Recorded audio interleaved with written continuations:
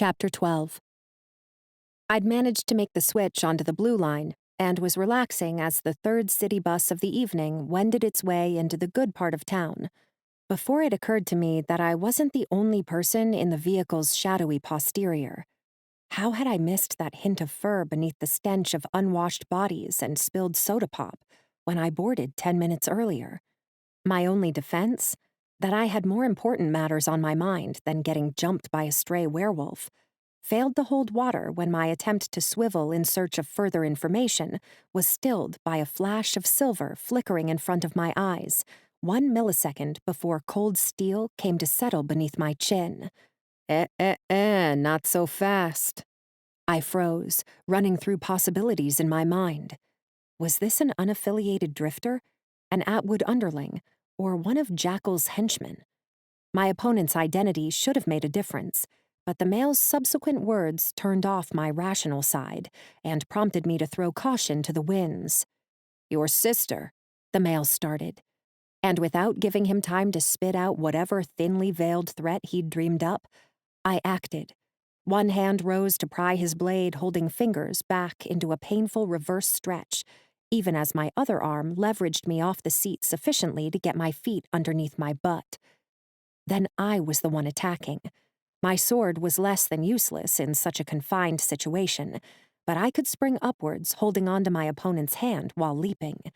No wonder his knife clattered to the floor between us, even as the male, scruffy, badly dressed, older than I'd expected, exploded into the aisle with teeth sharpening within his still human mouth. "You little bitch," he started, shaking out his right hand, even as his left inched toward what appeared to be another knife, marring the drape of his Hawaiian shirt. And here Kira thought my clothing needed assistance. Wardrobe aside, I refused to be intimidated by my opponent's bulk or by his small space-appropriate weapons. Instead, I bought a little breathing room with a verbal attack. "Nice flowers," I started, "but I thought Casual Friday wasn't until tomorrow." Before I could finish, I was sliding sideways, the non-slip matting beneath my feet insufficient to hold me in place, as the bus driver slammed on his brakes. My stomach hit the plastic of the nearest seat back, breath whooshing out of me even as I scrabbled against the floorboards in search of my opponent's dropped weapon. But the male was no longer attacking. Was, I realized as I looked up, instead halfway down the aisle, where he'd been slung by the vehicle's abrupt halt, which meant his second knife was now poised half an inch away from the eyeball of a boy too young to be out by himself after dark. Yes, I was now safe from the werewolf's weaponry, but based on the curl of the shifter's upper lip, he was well aware that harm to an innocent was just as damaging as harm to myself. The boy whimpered as the scent of smug shifter filled the enclosed space so densely it choked my attempted inhale. "The brain is right behind the eyeball," my werewolf opponent observed smoothly. "I learned that from a Hawaiian medicine woman. Are you ready to deal yet?" The bastard thought he had me over a barrel, but he'd missed my fingers closing around the knife, recently abandoned on the bus's floor, and he must have also missed the memo that street fighters never back down. So, unlike him, I attacked without warning.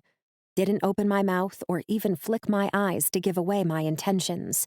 Just twisted and flung the knife in one unerring movement, gaze following the blade as it sliced through my opponent's sleeve and bicep, ripping him away from his current victim and pinning the male against the back of the seat in front of them both. The werewolf howled in agony, the boy shrieked in terror. And I was slung around hard as handcuffs pinched shut around my left wrist. "Police, don't move," a human shouted in my ear. Then my face was squished up against a seatback, while my right hand was wrenched up behind me, only the faint musk of receding werewolf suggesting what I'd see once I was finally allowed to stand erect. My opponent had taken advantage of the tussle to flee, I noted, and the humans, predictably, took one look at my ragged clothing, combined with the massive sword still belted at my waist, and rewrote the past with chilling inaccuracy. "She was attacking that boy," a cane-wielding matron exclaimed, pointing at the child who'd survived the scuffle without a single scratch, thanks to me. "She pulled a knife," the bus driver confirmed, watching as I was frog-marched down the aisle and out the front door of the bus. I'd nearly made it to my destination, I realized, was standing in a residential neighborhood full of mansions and bigger mansions and vast expanses of emerald green grass.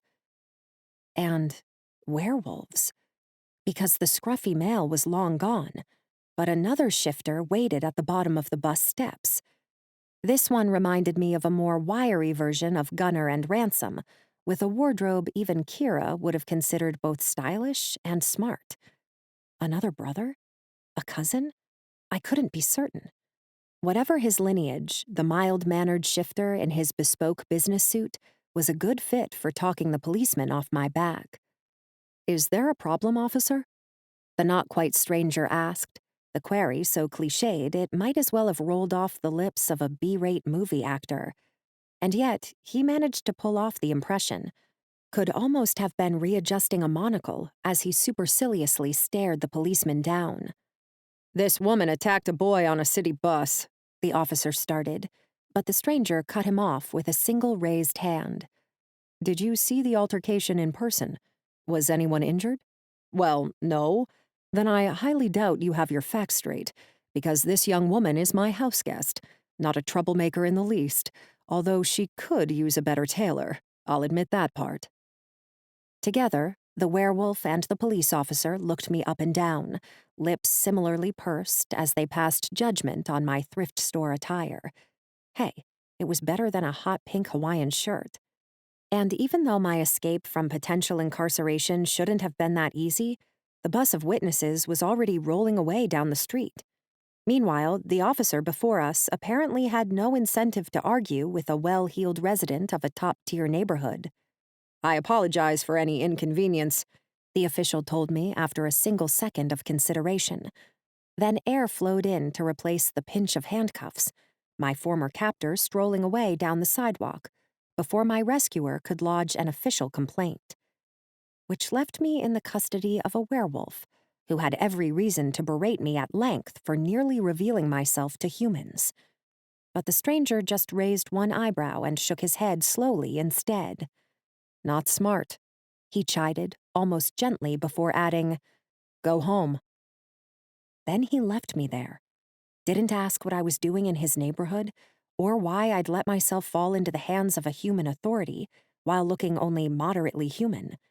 Instead, the male swiveled away from me. Who turns their back on an angry sword woman? Then continued on his trajectory alone. For half a second, I just stood there, shocked by the male's rudeness. But then I scurried after him, jogging slowly enough to appear human, while following the shifter up the steps to the mansion that bore Gunner's address. I fully expected the male's chivalrous instincts to prompt him to wait for me at the entrance of the building, but instead the door literally clanged shut in my face.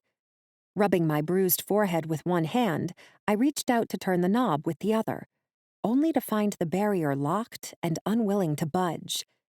Really? Nameless dude was just going to retreat inside and shut me out behind him? Which is when my fox nature took over entirely. Not bothering with the bell, I pounded on the wooden door with both fists. "Let me in!" I demanded, temper firing hotter with every blow. "Just like a werewolf," I growled under my breath, so intent upon fuming and noise-making that I didn't hear footsteps responding to my barrage of knocks. My hand was drawn back in preparation for further pounding when the door jerked open before me. And that's how I came to punch an alpha werewolf in the nose.